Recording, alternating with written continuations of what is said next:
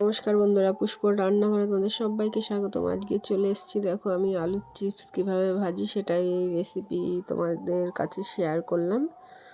চলো দেখো, আলুগুলো প্রথমে ঘষে নিয়েছি, এবার এক এক অল্প অল্প করে ভেজে নিচ্ছি কারি পাতা দিয়ে, বেশ মচমচে করে। কার কার আলুর চিপস খেতে ভালো লাগে অবশ্যই কমেন্ট করে জানিও বন্ধুরা। আর আমার রেসিপি তোমাদের যদি ভালো লেগে থাকে তাহলেও একটা লাইক, একটা কমেন্ট, একটা শেয়ার অবশ্যই করো। ছোটোখাটো ক্যাটারিংয়ের রান্না হচ্ছে, সব মেনু হয়ে গেছে, এখন আলুর চিপসটাই ভাজা বাকি আছে, তাই সেটাই রেসিপি করলাম। এখানে দেখো বাদাম, শুকনো লঙ্কা আর কিছু আলু ভেজে রেখেছি, একসঙ্গে মিশিয়ে পরিবেশন করা হবে।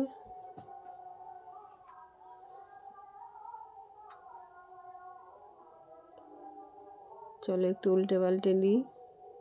কারি পাতা দিলে একটু সুন্দর সেন্ট হয় বন্ধুরা।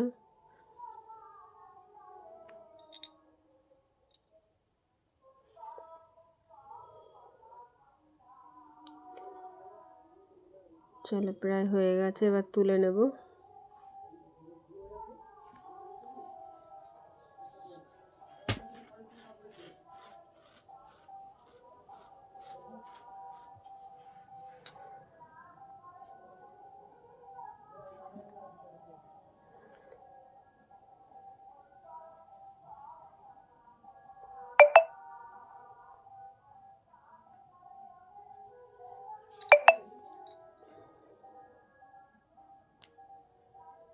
একদম মচমচে হয়ে গেছে।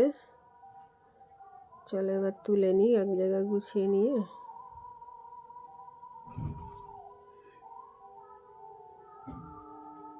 দেখো কত সুন্দর হয়েছে।